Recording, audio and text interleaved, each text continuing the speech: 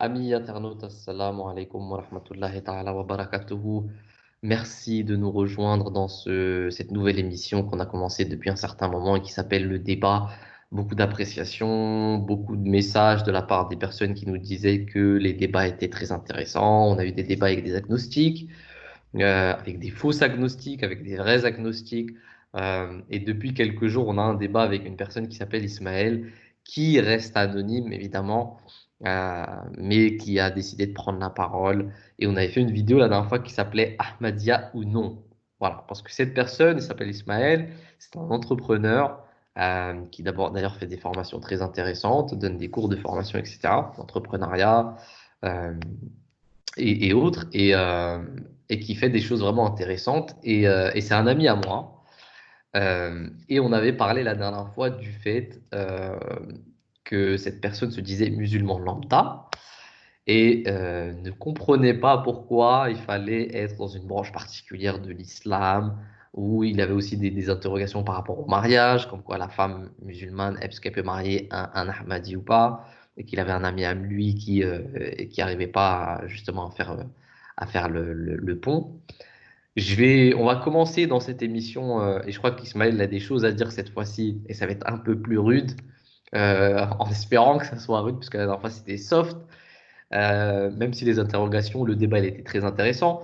Je vais laisser la parole à Ismaël et je vais me faire tout petit. Ismaël, je te laisse la parole. Il va falloir activer ton micro, s'il te plaît. Ok, super. Salam alaikum. Comme Merci ça. à tous déjà de m'accueillir et de partager ce moment-là ensemble. Alors ouais, c'est vrai que là, sur le contenu de ce débat-là, bon, on avait déjà une première approche. Là, aujourd'hui, c'est vraiment de proposer vraiment un échange de fond, notamment surtout sur la communauté musulmane, au sens très très large du terme. Parce que voilà, le constat, on avait pu l'introduire un peu la dernière fois. Là, je pense que ça serait intéressant de faire un petit rappel, par rapport à ça et ensuite continuer l'échange, de façon beaucoup plus approfondie. Mais voilà, on se rend compte qu'on évolue dans un temps, dans un environnement où, souvent on voit un esprit, musulman, on voit un esprit, d'union, enfin du moins qui devrait être mis en place, dans notre religion et souvent on se rend compte que parfois il y a beaucoup de divisions, de corruption, de médisance et tout ce qui s'ensuit et aujourd'hui, c'est un des sujets sur lesquels, je voulais traiter donc c'est vraiment comment on peut aujourd'hui amener, une évolution, intellectuelle, sociale, spirituelle, économique, de toutes sortes, dans ce peuple, musulman, en fait, aujourd'hui et mes réflexions, en fait, elles étaient beaucoup, autour de tout ça. Donc déjà, une des 1 questions qu'on peut réintroduire par rapport à ça, c'est, selon vous, monsieur Omar, quels sont, les nouveaux enjeux qu'il faut, viser, par rapport à la communauté, musulmane, pour, leur permettre vraiment, de s'élever, voire de l'amélioration, au sein de la communauté? Question très large, hein, mais commencer très, très large et après, amener un effet entonnoir, je dirais par la suite. Monsieur Omar. Ok, en tous les cas, ça fait plaisir de vous revoir parmi nous, Ismaël. Encore une fois, bienvenue. Jazakoullah pour la participation et pour vos questions. Maintenant, j'ai l'impression que cette question que vous m'avez posée, là, c'est une question qu'on avait déjà abordée la dernière fois. Et, et bon, j'avais expliqué, c'est vrai que je n'étais pas rentré dans les détails de la solution concrète, je l'avais évoqué, mais pour faire un petit, ce qu'il faut pour pouvoir connaître un peu les solutions qui devraient être explorées pour justement sortir un peu de cette situation un peu critique de la communauté musulmane, il faut se rappeler que tout ça, ça a été prophétisé. Et il y a une belle prophétie qui a été faite par le Prophète, une belle prophétie, en fait, une prophétie quand même assez tragique, puisque lui-même, il en parle comme étant une prophétie qu'il a faite à la suite d'une salat qu'on appelle la salat al-khawf. Salat al-khawf, c'est la prière de la crainte. C'est une prière que le musulman, c'est deux rakats de prière qu'un musulman fait lorsqu'il éprouve une crainte quelconque. Et le saint prophète, sallam, il éprouvait une crainte pour sa communauté. Et il est rapporté que lorsque le saint prophète Mohammed, et c'est un hadith qui est rapporté par un de ses plus fidèles compagnons, un des premiers à avoir accepté l'islam, à savoir Khabab, qui avait été un esclave et qui avait enduré des tortures pas possibles pour avoir accepté le saint prophète Mohammed sallallahu alayhi wa sallam, mais bien il a rapporté par son fils, pardon, que le saint prophète sallallahu alayhi wa sallam, à l'issue de cette prière, il a dit qu'Allah subhanahu wa ta'ala, il lui avait informé de 3 choses. Et parmi ces 3 choses, le saint prophète il avait fait 3 demandes. Et sur les 3 demandes qu'il avait faites, il y en avait seulement 2 qui avaient été acceptées par Allah subhanahu wa ta'ala, et une seule qui avait été refusée. La première, c'est que sa Oumma qu'il avait demandé que sa Oumma ne soit pas détruite.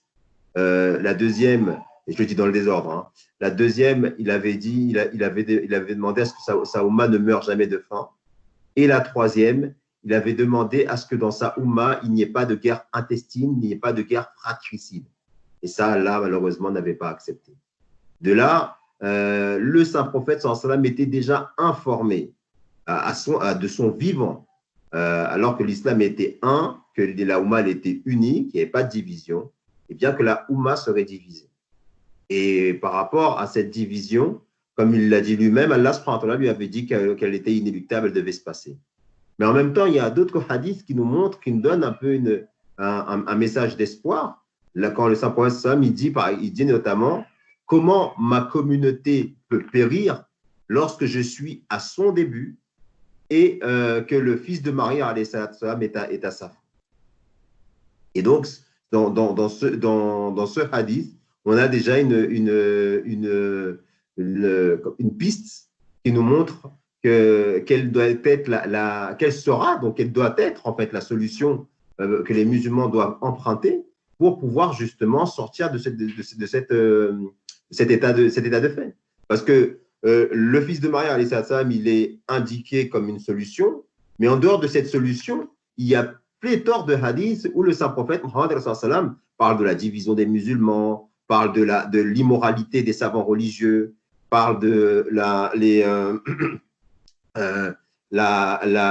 compréhension contraire à son enseignement qu'auront les musulmans de son époque, quand il dit que les mosquées seraient remplies, mais elles seraient vides de droiture.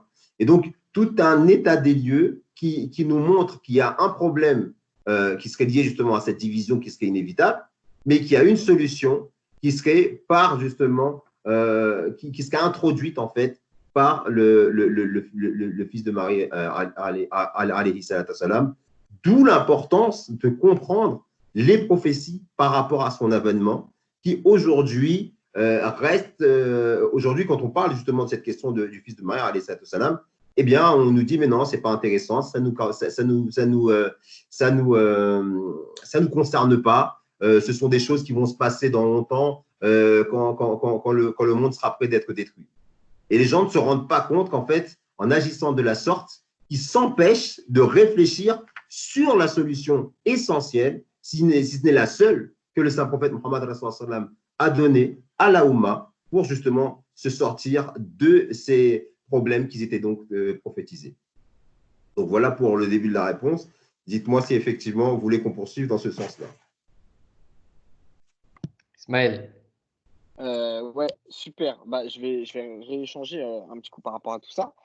On sent clairement aujourd'hui une défaillance mentale, je dirais, au niveau de l'ouverture d'esprit chez certains musulmans, je dirais, donc vraiment ce open mindset. Et aujourd'hui, selon vous, comment on peut améliorer toute cette phase-là par rapport à l'ouverture d'esprit des musulmans? Parce que souvent, bon, c'est pas un effet de généralité, hein, mais bien évidemment, j'en vois beaucoup plus qui ont plus de fermeture d'esprit que d'ouverture d'esprit. C'est un constat, en tout cas, de ma part. Si tant bien, j'en ai aussi trouvé certains qui sont très, très ouverts d'esprit.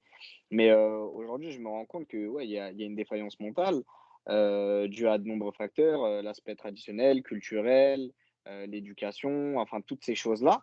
Et aujourd'hui, ce que je trouve vraiment dommage, et je me pose aussi des réflexions sur ça, parce que étant acteur de terrain, je me dis, voilà, concrètement, comment on peut améliorer les choses pour faire en sorte que ces musulmans gagnent en ouverture d'esprit. Donc concrètement, quelle solution apporter par rapport à tout ça et quelle posture aussi à adopter en tant que musulman vis-à-vis de ses frères et ses sœurs musulmans? Monsieur Omar.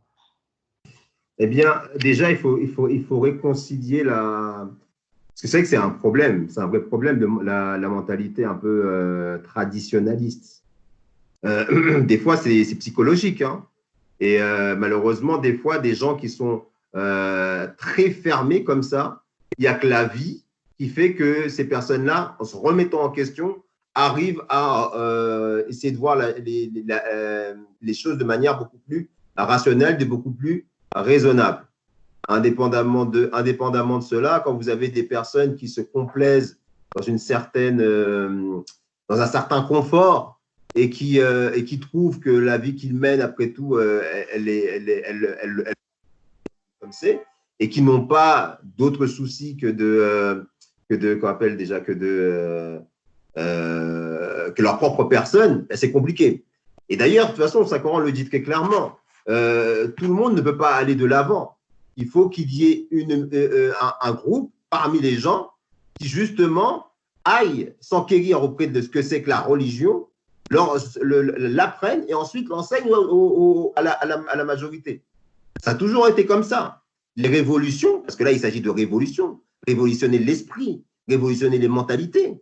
Tout le monde ne peut pas justement être réformé. Il faut déjà que ça commence par soi-même. La question qu'il faut se poser, c'est comment moi, je peux contribuer à ce changement. Comment moi, je peux contribuer à apporter ma pierre pour justement amener cette révolution spirituelle. Et pour toute, et la meilleure réponse, ben c'est sa transformation déjà personnelle. C'est son propre exemple. Lorsque nous, on est transformé, lorsque nous, on est réformé, lorsque nous, on change notre attitude, notre manière de voir les choses, eh bien, on arrive à changer autrui. On devient une bougie qui peut allumer une autre bougie. C'est comme ça que le Saint-Prophète sallam il a fait. Il était seul et il a conquis toute l'Arabie. Mais est-ce qu'il avait des armes? Est-ce qu'il avait une puissance politique? Est-ce qu'il avait une puissance militaire? Est-ce qu'il avait une puissance économique? Est-ce qu'il avait une puissance financière? Il n'avait rien de tout ça.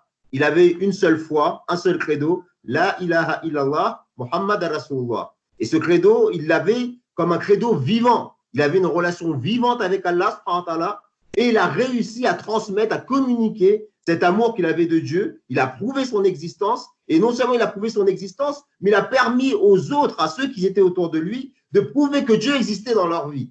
Et la preuve que Dieu existait dans leur vie, c'est leur transformation morale et spirituelle. Donc un musulman, s'il veut changer sa communauté, ses frères, déjà qu'il change lui-même, qu'il se change lui-même, qu'il change sa famille, et les révolutions, elles se font comme ça, petit à petit, d'abord 1, 2, 3, 4, et ça grandit, et ça grandit. Ça demande prière, ça demande patience, ça demande remise en question, ça demande, comme vous faites, d'échanger, de comprendre, de passer sous le crible de la raison, déjà ses croyances, voir si franchement elles sont en accord avec la nature humaine, conformément à ce que Allah dit dans le Saint-Coran, que l'islam est une religion conforme à la nature humaine.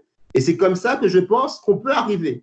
Mais on ne peut pas changer les choses d'un coup de baguette magique comme ça ne s'est jamais fait. Ce n'est pas la pratique d'Allah, ça a toujours commencé de manière très humble, très modeste, mais à force d'abnégation, à force de courage, à force d'effort, à force de prière, eh bien on finit par déplacer les montagnes. Est-ce que je pourrais dire quelque chose, si ça ne vous dérange pas, les frères? Moi, je vous écoute, ce qu'il a dit, Ismaël, c'était pertinent, c'était intéressant. C'est vrai que c'est une question qui se pose souvent. Enfin, c'est une réflexion qu'on devrait se faire en tant que musulman, en tant que bon musulman, c'est une réflexion qu'on devrait se faire. Moi, avec ce que j'ai compris de ce que veut dire Ismaël, et d'ailleurs, c'est une chose qui est vraie aujourd'hui, hein, c'est que les musulmans, ils sont vraiment trop, parfois on a le sentiment qu'ils sont vraiment trop dans le... vous avez utilisé le mot traditionnel, Monsieur Omar, mais ils sont trop dans l'apparence. Voilà. Il y a très peu de fond dans les musulmans et il y a trop d'apparence. Et moi, je pense personnellement, et ça me regarde, hein, c'est mon point de vue, je pense que la raison pour laquelle les gens sont devenus comme ça, c'est parce que l'islam n'a rien de rationnel. Quand je dis rien de rationnel, c'est que ces personnes, elles ont un islam qui n'a rien de rationnel. Okay. On leur demande de faire 5 prières par jour, on leur demande de faire le ramadan, ils vont faire le ramadan, on leur demande de ne pas manger, ils ne vont pas manger pendant le ramadan, mais ils ne savent pas ce que c'est que la réalité du ramadan, qu'est-ce qu'on doit faire, qu'est-ce qu'on ne doit pas faire, en réalité le fond derrière.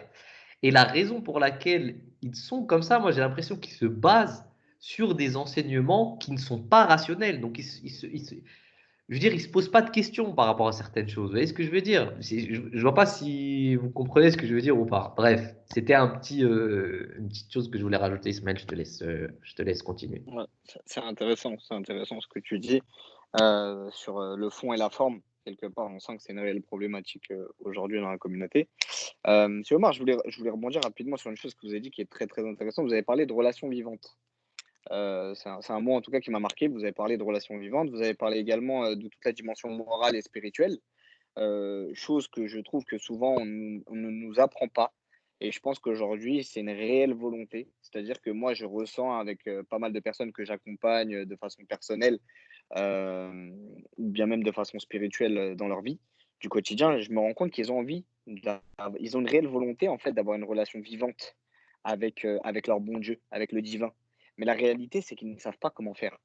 Aujourd'hui, quel conseil concrètement on peut apporter à ces personnes-là qui ont une réelle volonté de créer une relation vivante avec le divin et ne plus être uniquement que sur une posture pratique, c'est-à-dire prier, par exemple, juste pour prier, parce que vous avez donné comme solution éventuellement la prière, mais il y a une réalité qui est faite que majoritairement, en tout cas des personnes que j'ai pu rencontrer, prient parce qu'on leur a dit de prier, parce qu'on les a éduqués à prier.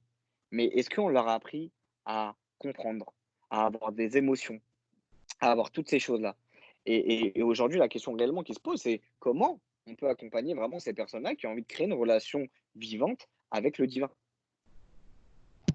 Monsieur Omar, très bonne question. Très bonne question. Et franchement, je vous dis, aujourd'hui, il y a une crise de modèle. Il y a une crise de modèle de vertu. Parce que là, si je vous ai parlé du saint prophète Mohammed Rasulullah sallallahu alayhi wa sallam, le saint prophète sallallahu alayhi wa sallam, il a enjoint les gens à prier parce qu'il priait lui-même. Et les gens voyaient les fruits de cette prière. Ils voyaient justement que le saint prophète sallallahu alayhi wa sallam, il avait une relation vivante avec le ciel. Et donc, ce qu'il disait, il disait ce qu'il faisait. Et donc, lorsqu'il parlait, ce qui partait du cœur allait vers le cœur. Donc, forcément, ça créait un effet. Ça a bouleversé les personnes qui étaient en face de lui. Si bien que là, je vous ai parlé de Khabab, qui était un esclave et qui n'avait aucune liberté et dont les maîtres avaient droit de vie ou de mort et qui pourtant, alors qu'il était torturé, c'était un forgeron, son dos il a pratiquement été brûlé, mais d'une manière atroce. Et malgré tout ça, il n'a jamais abandonné le saint prophète, il n'a jamais abandonné la prière. Comment on peut comprendre qu'une personne sous la torture n'abandonne pas la prière, alors qu'aujourd'hui, une personne qui vit dans le confort, ben, la prière n'a plus d'effet? C'est une réalité, c'est pas une critique, c'est un constat que je fais. Eh bien, la raison, elle est claire, elle est simple. Une crise de modèle. Une crise de modèle. Le saint prophète, il disait ce qu'il faisait. Et en ce sens-là, il montrait comment faire les choses. Et quand vous avez un enseignant qui est à force de la religion, qui montre, qui donne le mode d'emploi de comment mener sa vie, c'est déjà beaucoup plus simple. Donc, c'est pour ça que je vous dis, et là, d'ailleurs, c'est ce qu'on essaye de faire, nous, dans les différents lives qu'on fait, où on essaye de venir et d'éduquer justement nos frères, qu'ils soient musulmans ou pas musulmans, en leur expliquant effectivement que la religion ne doit pas être comprise comme quelque chose de mécanique, comme quelque chose de traditionnel, que d'avoir des questions, des doutes sur sa foi, des incompréhensions. Et ben, il faut savoir oser le dire et poser les mots sur le problème. Et que ce n'est pas un péché, au contraire, c'est salutaire. C'est ce qui permet aux gens d'avancer. Et par rapport à cette question, encore une fois, je reviens là-dessus parce que c'est vraiment la clé de la solution. C'est aujourd'hui inverser la tendance. Arrêter de penser parce qu'on nous a appris à penser, mais réfléchir avec le cerveau qui nous a été donné et ne pas hésiter à remettre en question des choses qu'on nous a apprises depuis des lustres et qu'on nous demande d'accepter parce que voilà, c'est comme ça, c'est comme ça et c'est pas autrement et qu'il n'y a aucune explication. Donc, par rapport à très concrètement, par rapport à ce genre de problème-là, moi, je vous invite, vous et même les amis qui sont autour de vous, à venir et à participer justement à ces brainstorming que nous on fait régulièrement les lundis et les jeudis, où effectivement on parle de tous ces problèmes, de tous ces aspects-là, de toutes ces questions de la croyance. La prière, pourquoi elle ne marche pas? Pourquoi on n'arrive pas à rentrer dedans? Pourquoi on n'en ressent pas le besoin? Pourquoi on n'en ressent pas le goût? pourquoi on ne ressent pas le plaisir? Il y a des raisons à ces choses-là. Et il y a des solutions qui existent dans l'islam et qu'on peut résoudre à partir d'ouvrages qu'on peut lire, à partir de modèles de vertu qu'on peut suivre. C'est un vaste sujet qui est pour lequel il y a des questions, des réponses très très concrètes. Ismaël, est-ce que tu veux rajouter quelque chose? Ouais, super, merci pour le retour. Très, très, très, très enrichissant. J'ai noté une chose, notamment sur la crise de modèle de vertu. Je pense que c'est une réalité, hein. Il y a un gros problème, mais je dirais même identitaire. C'est-à-dire, avant même de parler de religion, de spiritualité ou autre, je pense qu'il y a un gros problème identitaire. Euh, L'ayant vu sur le terrain, aujourd'hui, il y a énormément de personnes qui ne se connaissent pas, qui ont une volonté quand même de se découvrir, mais malheureusement qui ne savent pas forcément comment s'y prendre, comment s'y faire. Et je pense qu'aujourd'hui, même nous, étant acteurs de terrain, on a une réelle responsabilité d'amener une réflexion dans ce sens, de permettre à des personnes vraiment de rechercher d'où ils viennent, leur histoire, leur vécu, leurs épreuves, leurs difficultés aussi, et de comprendre. Et c'est comme je dis souvent, il y a le savoir, il y a la conscientisation et il y a l'acceptation, tout le modèle et le cheminement de pensée. Et aujourd'hui, on se rend compte qu'il y a énormément de personnes qui savent des choses, qui conscientisent des choses, mais qui n'acceptent pas forcément les choses de la vie mondaine, de par les blessures et de tout ce qui s'ensuit. Mais je pense qu'il y a une réflexion vraiment de l'ordre intellectuel à la fois, mais très, très émotionnel aussi. Et je pense que nous, en tout cas, dans notre posture, on doit être davantage dans ce système-là. En lien avec ce cheminement de réflexion que j'ai, moi, la question que je me pose souvent, c'est comment amener beaucoup plus d'amour, de sincérité, mais surtout de l'amour dans les relations entre les musulmans. Pourquoi? Parce que je pense qu'aujourd'hui, la valeur de l'amour, aujourd'hui, c'est quelque chose qui est prédominant et c'est une des valeurs fondamentales, en tout cas de l'islam. J'y crois fortement et je suis convaincu. Quand je vois, par exemple, la posture de la vie du prophète, comment il était par rapport aux riches, aux moins riches, aux plus pauvres, etc. Vraiment, l'impact qu'il avait, c'était énormément d'amour qui portait autour de lui. Et c'est surtout de se dire ça, parce que ce sujet-là, pour moi, qui parfois peut être un sujet tabou, d'accord? Mais je pense que c'est un sujet d'actualité parce que quand je regarde nos cheminements de vie, on a cette faculté et cette facilité de parler de ce qui nous arrive de positif dans notre vie. Mais forcément, on va pas forcément parler de nos épreuves, de nos difficultés, de nos blessures, alors qu'on a tout ce vide au fond de nous-mêmes parfois, qu'on essaie de combler avec la présence du divin, certes, c'est une réalité, mais c'est pas toujours une relation forcément évidente à entretenir. Donc, on parlait de relations vivantes parfois. Mais aujourd'hui, je me dis que voilà, il y a énormément de personnes qui ont un manque au fond de leur cœur et concrètement, que c'est dû aussi à un manque d'amour. Donc c'est pour ça qu'il y a des interactions dans une vie sentimentale, amicale, familiale. Il y a tout un environnement, il y a toute une sphère qui se crée et qu'on crée des relations et qu'on arrive à combler quelque part ce manque d'amour parce on est en interaction directe avec le peuple. Et du coup, je me dis, voilà, vous, aujourd'hui, quelle solution vous pouvez, selon votre vision, selon votre expérience, on pourrait apporter pour amener davantage d'amour dans les relations entre les musulmans. Et outre l'amour, c'est vraiment comment créer des relations de confiance, en vrai. Parce que j'ai comme l'impression que parfois, on a des postures de méfiance, en vrai. On est beaucoup dans la méfiance entre musulmans. Et, euh, et ça, c'est une réflexion, en fait, qui est vraiment, qui me trotte parfois, en fait. Très bonne analyse. Monsieur Omar, votre micro. Juste avant de répondre, quand vous dites que vous êtes un acteur de terrain, qu'est-ce que vous faites exactement? Alors, du coup, je suis dans le secteur associatif, engagé depuis plus de 5 ans. Donc, j'ai développé pas mal de projets de solidarité internationale et j'ai pas mal travaillé sur les notions de formation, notamment sur les développements économiques, donc création de business pour, euh, pour les jeunes entrepreneurs ou les moins jeunes et surtout sur la dimension aussi personnelle, sur le mindset, l'état d'esprit, des sujets comme le leadership, l'empowerment, la confiance en soi, tous ces sujets-là. Donc, j'accompagne bénévolement par le biais de formation. Je fais aussi parfois certaines prestations aussi. Mais voilà, c'est vraiment des projets de formation de l'ordre personnel et professionnel pour accompagner ces acteurs de terrain. Et du coup, je me rends compte que souvent, mon public et ma cible, c'est beaucoup des musulmans. Il y a énormément de musulmans qui veulent davantage s'engager. Il y a davantage de musulmans qui veulent créer leur entreprise pour avoir une indépendance économique et mentale. Et il y a aussi énormément de personnes qui veulent agir dans la création d'associations.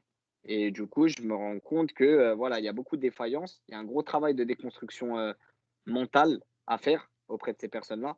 C'est-à-dire que chaque jour, voilà, comme vous le disiez tout à l'heure, hein, c'est cette remise en question constante que l'on se pose par rapport à nos idées reçues. Mais je sens aussi qu'il y a une réelle difficulté par rapport à ça. Ils ont ce manque de vouloir et pouvoir aussi parler d'amour ouvertement, librement. Parce qu'on le sait tous, quand on parle d'amour, c'est vu comme quelque chose de fragile, c'est vu comme quelque chose comme, voilà quoi, on n'en parle pas ouvertement. Mais je pense que, au contraire, c'est vraiment le fondement principal de nos relations. Honnêtement, quand je vois le peuple, quand je vois tout ce qui se passe et ce qui se transpose de par mes expériences, je ne vois que de l'amour. Mais moi, j'ai pas cette honte d'en parler parce que j'ai fait un gros travail d'introspection personnelle et aujourd'hui, j'assume pleinement ce que je pense et ce que je veux. Mais je sais qu'il y a énormément de personnes qui sont dans cette difficulté-là et aujourd'hui qui aimeraient avoir des solutions par rapport à ça. Et c'est du coup pour ça que je vous pose cette question et cette réflexion aussi. Ouais, c'est vrai, je voulais juste rajouter une petite chose par rapport à ce que tu as dit. D'ailleurs, il y a un hadith du saint prophète Mohammed sallallahu alayhi wa sallam qui dit quand vous aimez un de vos frères, dites-le lui. Et ça, c'est une chose qui n'arrive plus jamais aujourd'hui, hein. Donc, c'est une réalité. Ce qui a été dit par Ismaël, c'est vrai que c'est une réalité. Monsieur Omar, je vous laisse la parole. Là, je comprends mieux. Là, c'est plus clair. Non, machallah, franchement, déjà, je tiens à vous féliciter et à vous féliciter, à vous rendre hommage par rapport à votre travail que vous faites. C'est magnifique, c'est très louable. Et il faut faire ce type de travail. C'est vraiment très humain. Et c'est là qu'est le problème, c'est que les musulmans sont ignorants de leur religion. Ils sont ignorants du fait que l'islam est une religion basée sur l'humain. Et là, en fait, concrètement, par rapport à ce que vous dites, en réalité, il faut réconcilier le musulman avec l'islam. Parce que l'islam, tel que les musulmans d'aujourd'hui, je parle des musulmans lambda, ceux qui sont nés dans une culture traditionnelle, la grande majorité des musulmans, ceux que vous confrontez, ceux que vous voyez dans le terrain, de la manière dont vous les décrivez, sont dans cette catégorie de personnes qui pensent que l'islam est une religion basée sur des interdits et des obligations. Si bien que pour eux, il n'y a pas de substance, il n'y a pas de chair. C'est soit halal, soit haram. Et quand ils évoluent dans une société aussi ouverte que celle dans laquelle on vit, ils sont un peu frustrés. Ils se réclament de leur religion, ils ne veulent pas s'en départir parce que bon, voilà, c'est quelque chose d'identitaire, d'affectif, quelque chose qui les accompagne depuis qu'ils sont nés. Et en même temps, ils sont là, ils se disent, j'ai l'impression qu'en pratiquant ma religion, je suis en train de m'extirper de la société et que je ne peux pas être en accord avec cette société-là qui est complètement aux antipodes de ma religion. Et ça, c'est lié à beaucoup d'ignorance. C'est là que je vous disais que c'est important l'échange, c'est important la connaissance, c'est important l'éducation. Et par rapport à ça, il est important que les personnes, c'est pour ça que je vous disais tout à l'heure, il faut que les gens posent des mots sur leurs problèmes, qu'ils n'hésitent pas à poser des questions sur les choses qu'ils ne comprennent pas. Parce qu'ils ont été éduqués d'une manière, depuis qu'ils sont petits, c'est difficile. D'une manière où on dit attention, il y a des choses qu'il ne faut pas que tu poses, des questions qu'il ne faut pas que tu te poses. Sinon, attention, t'es un mécréant. Et quand vous avez cette manière de penser qui vous brime, qui vous frustre, ça devient de plus. C'est pas forcément conscient, c'est même des fois inconscient.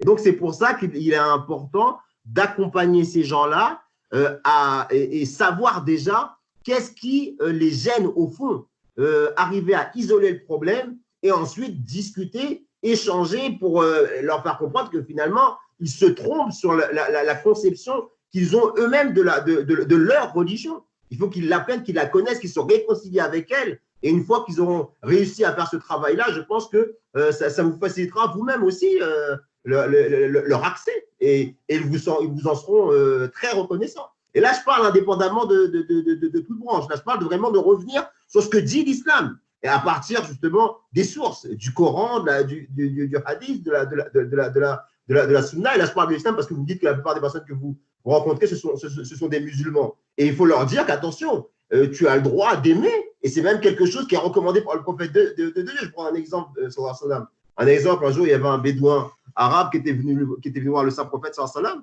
Et alors que le saint prophète sallam, il était avec avec Hassan et Hussein ou avec le petit Anas, je ne sais plus où elle. Oui, c'était ses deux petits-fils, Hassan et Hussein, et il les serrait fort dans ses bras comme ça. Et l'homme en question, il était étonné. Il a dit, mais Moi, je n'ai jamais embrassé mes enfants. Et qu'est-ce qu'elle a répondu, le Saint-Prophète sallam? Il lui a dit, mais si tu n'as pas de rahma, ça, moi, je ne peux rien faire pour toi.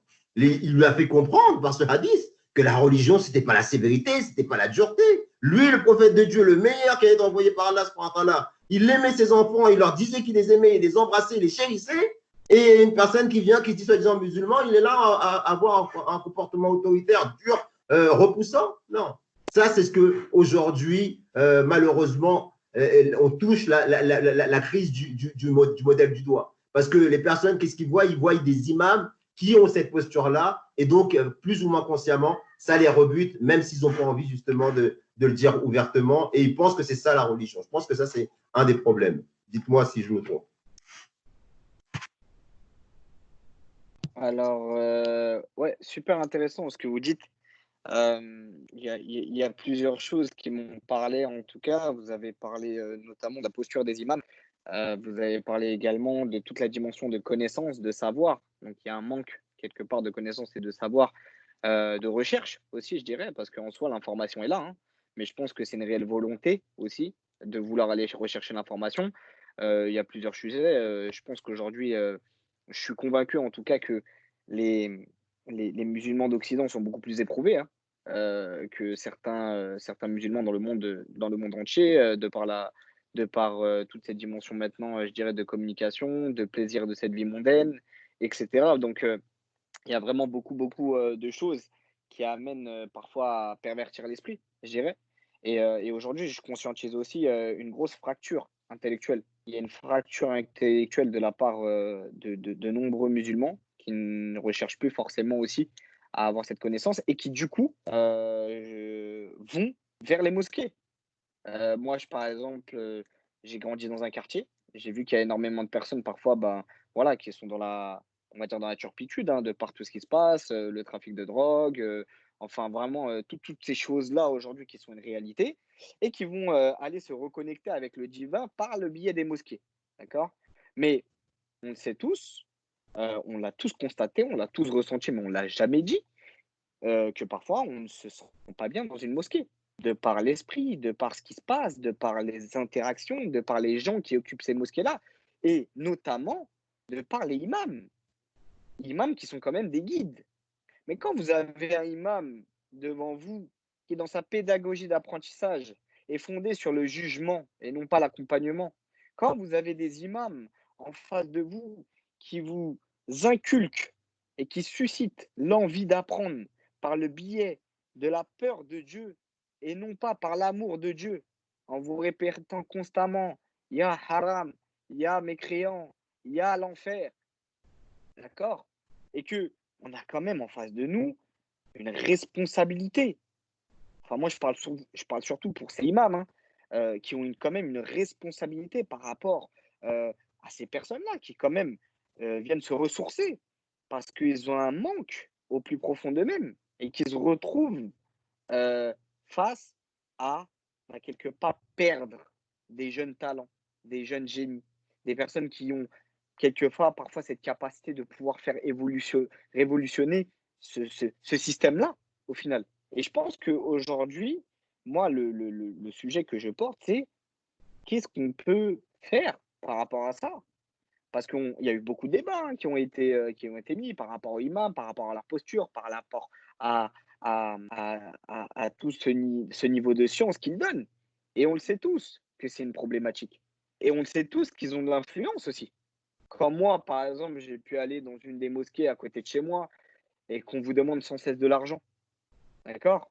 C'est-à-dire que je viens pour prier. Je peux comprendre, il y a une mosquée, il y a un modèle économique, ça doit tourner, etc. Il n'y a pas de souci. Mais quand on vous oblige, on vous force, qu'il y a des fois que même l'heure de la prière, on la repousse tant qu'on n'est pas arrivé à telle somme, ça suscite quand même quelque chose de très profond.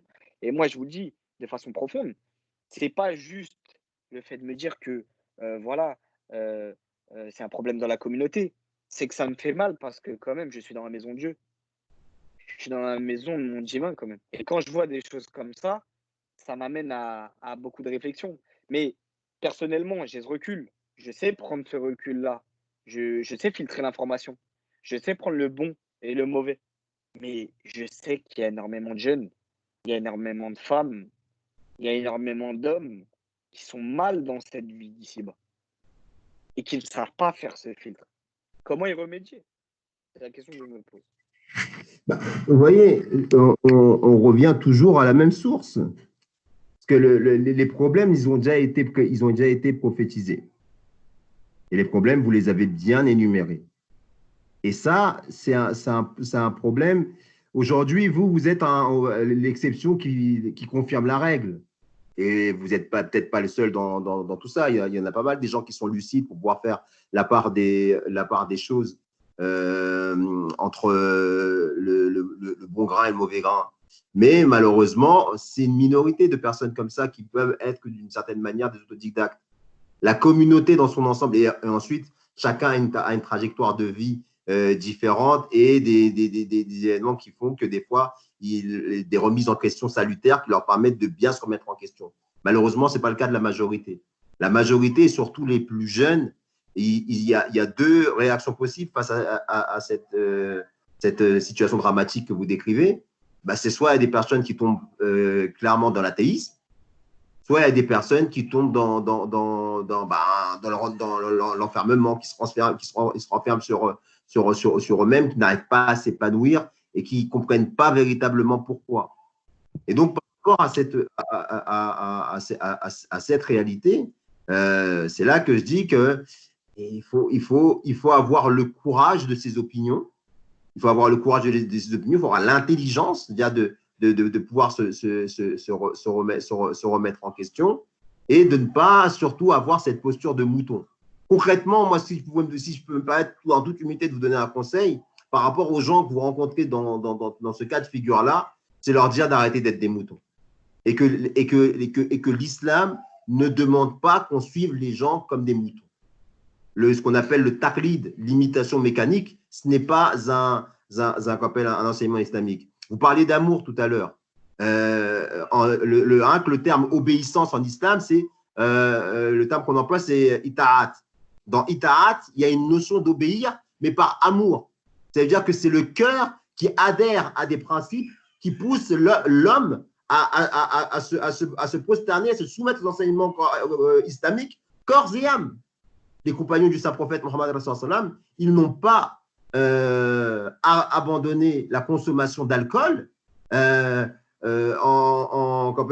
que le Saint-Prophète leur a dit que c'était haram. Ils ont abandonné la consommation d'alcool parce qu'ils étaient tombés éperdument amoureux de leur prophète. Quand je parle de cet amour saint, cet amour spirituel, c'est l'amour du guide parfait, du modèle par excellence, celui qui leur a montré la voie pour aller vers le divin. Et c'est donc par cet amour qu'ils ont eu pour le Saint-Prophète, comme il dit même un verset coranique, il dit si vous aimez Allah, si vous aimez Allah, voilà, le terme qui est employé, tuhibbu, c'est-à-dire si vous aimez Allah, suivez-moi et Allah vous pardonnera vos péchés. Justement, les frères et les sœurs avec cette réalité-là et leur demander et ensuite leur faire se poser la question de se dire maintenant dites-moi par rapport à cette réalité historique qui s'est réellement passée, que tous les musulmans sont d'accord pour le dire, est-ce qu'aujourd'hui le modèle qui vous est donné, est-ce que c'est ça le modèle sur lequel vous pouvez vous fier? Y a-t-il pas un problème là-dessus? L'islam est une religion véridique, vous n'avez pas à avoir honte là-dessus. S'il y a une remise en question à faire, en réalité, c'est l'enseignement tel qu'on vous le donne, l'interprétation qu'on vous en donne. Et là, peut-être que vous aurez déjà des personnes qui seront un peu plus soulagées en comprenant qu'effectivement, ils sont en droit d'être dans cette gêne. Je ne sais pas si ça répond un peu à votre question. Ouais, très, très bien. Très, très bien. Je vais essayer d'introduire deux petits sujets rapidement avant de partir. Moi, il y a deux sujets que je voulais traiter, je me l'étais noté. La première, comment peut-on introduire toute cette dimension de mission de vie en islam? C'est-à-dire qu'aujourd'hui, moi, je me rends compte qu'il y a énormément de gens qui se posent des questions, des réflexions sur cette fameuse mission de vie, d'accord? Et concrètement, comment on peut leur permettre d'arriver à ce point-là, en fait? C'est-à-dire vraiment comment redonner du sens à leur vie, comment redonner une forme d'épanouissement, comment, moi, je prends mon cas de figure personnel. C'est vrai que quand j'ai compris et que j'ai identifié que j'avais vraiment une mission de vie dans ce monde, c'est-à-dire ne pas être quelqu'un dans la vie mondaine, métro, boulot, dodo, cette société mécaniste, avoir une famille, uniquement juste me dire que voilà, je vais avoir un troupeau, une femme, des enfants, un job, travailler de 8 heures à 18 heures et ramener un salaire, et qu'au final, ma mission, quelque part, elle passait par l'engagement profond que je vais amener dans le développement de l'humanité, parce que moi, c'est ma vision des choses, mais en tout cas, déjà de l'humanité, et aussi de élever cette population musulmane, le peuple musulman. Donc aujourd'hui, concrètement, j'ai fait face à beaucoup de personnes qui me disent, mais moi, je ne sais pas comment arriver à ce cheminement de mission de vie. Donc concrètement, je me dis, comment on peut les accompagner, ces personnes-là? Je ne sais pas si ça vous parle ou pas. Vous dites mission de vie, l'objectif de l'existence, hein, non? Ouais, clairement, Non. clairement. On est en plein dans ça. Écoutez, vous pouvez leur dire, j'ai des questions, des réponses que je vois que vous êtes très concret. Là, c'est votre formation, en fait. Là, je commence à mieux vous comprendre. Enfin, je pense, je crois, en toute humilité. Mais la mission de vie, en fait, il faut leur rappeler une chose, c'est que le musulman, il a deux devoirs. Ses droits vis-à-vis de Dieu et ses droits vis-à-vis de l'être humain. Ça veut dire qu'un musulman ne peut pas se satisfaire aujourd'hui de ces. Tout à l'heure, je vous disais qu'il y en avait qui se satisfaisaient de leur confort. Il y en a qui se disent, bon voilà, moi j'ai un petit boulot, j'ai ma femme, j'ai mes enfants, j'ai mes 5 prières quotidiennes, j'ai même les moyens d'aller à la Mecque une fois par an, quand il y a le ramadan, je fais le jeûne, et basta. J'embête personne, je fais mon taf, et voilà, Dieu est content de moi. Eh bien, par rapport à cet état de fait, le saint prophète Mohammed, une fois, il avait dit que une personne était venue et que c'était au jour de la résurrection. Et cette personne, son âme était montée au ciel et elle a été montée au ciel avec les 5 piliers de l'islam accomplis.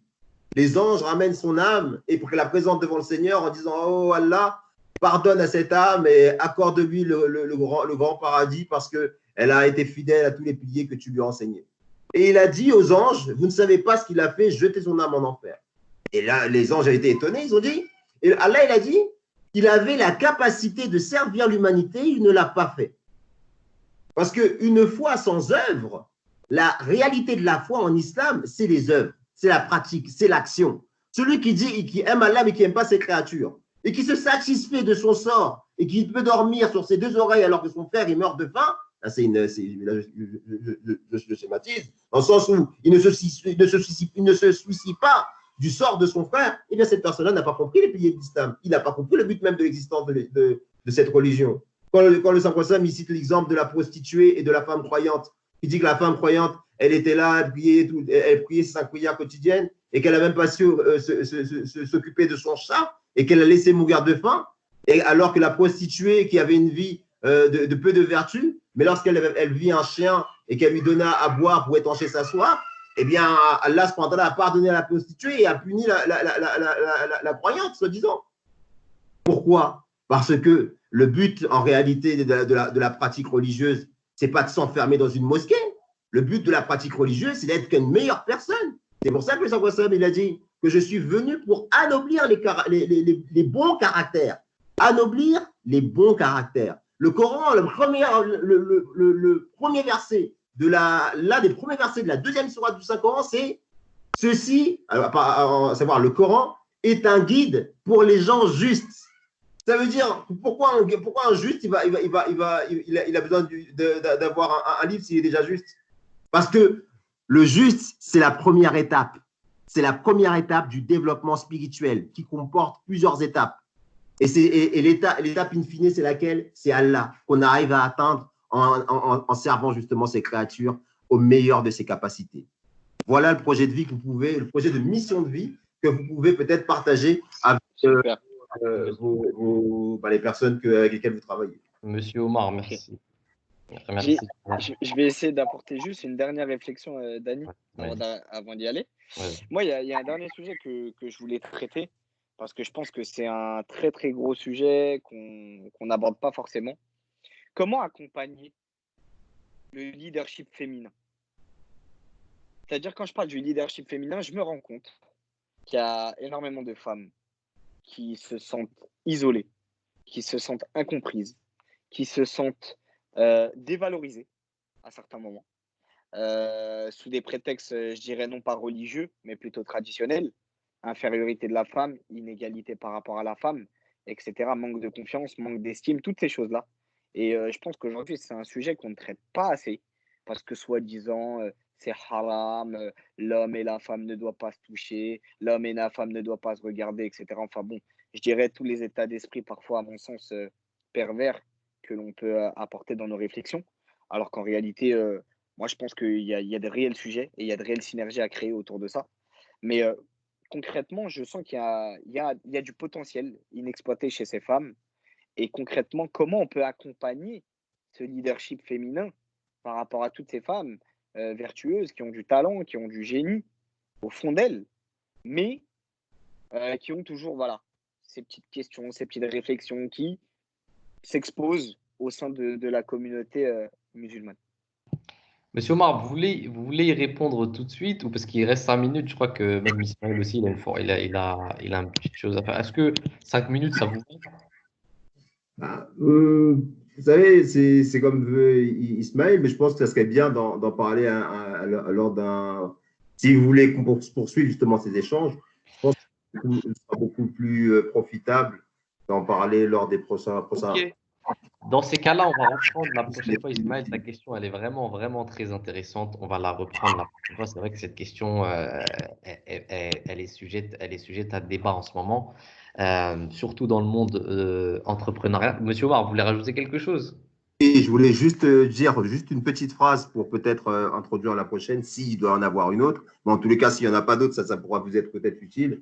Mais ce qu'il faudrait leur dire, c'est que sans la réforme de la femme, il n'y a pas la réforme de la communauté musulmane. Et que la femme, c'est le point central de l'humanité et en particulier de l'islam. C'est que la femme, elle n'est pas, les musulmans d'aujourd'hui ne lui donnent pas la pleine mesure de son rôle. La femme, historiquement en islam, elle a eu un rôle essentiel. Le saint prophète sallam, il a beaucoup insisté sur le bon comportement vis-à-vis d'elle et surtout sur son éducation. Une femme, elle peut travailler, elle peut, en tant que bonne musulmane, être une personne qui prend des responsabilités, être un leader d'opinion même. Elle peut. Et l'exemple le plus probant à ce niveau-là, c'est Hazrat Aïcha radiallahu ta'ala anha, qui était 50% de la science islamique. Donc déjà d'emblée, il ne faut pas qu'elle ait un complexe d'infériorité là-dessus. Et plus généralement, le musulman ne doit pas nourrir un complexe d'infériorité vis-à-vis de la culture occidentale. Et ça répond à tous les problèmes que vous avez soulevés là. Un musulman ne doit pas être en complexe d'infériorité parce que tout ce qui est aujourd'hui vient à la base de l'islam. Et ça, ce n'est pas de la démagogie, c'est une réalité. On pourra peut-être en reparler un jour. Très, très bien. Merci en tout cas. Merci beaucoup Ismaël, Jazakallah, merci beaucoup Monsieur Omar. Alors, c'était vraiment un débat vraiment très très intéressant. Je voudrais juste rajouter une dernière chose à la fin. Vous avez parlé il y a un hadith d'ailleurs qui me rappelle. Il faut savoir que l'islam, si je peux résumer une petite chose dans le débat que vous avez eu, l'islam il donne l'option à tout le monde. Il donne l'option à tout le monde. L'islam, c'est pas qu'un islam imposé à tout le monde. Ok, c'est un cadre individuel. Il va dans les cadres individuels et il s'adapte à la personne. Ça, il faut le comprendre. Parce que tout à l'heure, vous avez parlé du fait que les musulmans, ils vont pas au-delà de ce qui est parfois, de ce qui est apparent. Il y a un hadith, je me souviens, il y a un hadith dans lequel le saint prophète sallam, il y a un compagnon qui est venu le voir et qui lui a dit combien de prières je dois faire. Et il lui a demandé, il lui a dit est-ce que je dois faire telle et telle et telle et tant de prières. Le saint prophète l'a dit oui. Il a dit je ne vais pas en faire une de plus ni une de moins. Et le saint prophète l'a dit bah ça sera suffisant pour que tu ailles au paradis. Okay, il ne s'est pas posé de questions à savoir je vais aller devant. Donc l'islam, c'est vraiment une religion qui s'adapte à la personne et qui s'adapte à la réflexion, à la connaissance, à l'intelligence de la personne. Ce n'est pas une chose qu'on peut généraliser pour tout le monde. Et ça me rappelle un autre hadith aussi qui dit que Dieu se comporte avec l'homme de la façon dont la personne euh, conceptualise, je ne sais pas si c'est le bon mot, comment dire, idéalise Dieu. Ok. Donc Dieu, il est conformément à ce que la personne a la pensée de lui. voilà, je voulais dire, juste rajouter ça. Le débat était très intéressant. On va revenir, Inch'Allah, dans un prochain débat si ça vous intéresse. Je ne sais pas si on peut appeler ça un débat. Pour moi, c'était enrichissant. J'espère que ça sera enrichissant pour les personnes qui nous regardent. Jazakallah, monsieur Omar. Jazakallah. Merci beaucoup, Ismaël. D'ici à un prochain débat. Assalamu alaikum wa rahmatullahi wa Jazakumullah, Ismaël, et bon courage. Merci beaucoup du débat. Merci, monsieur Omar, vous aussi. Assalamu alaikum, bon courage. barakatuh.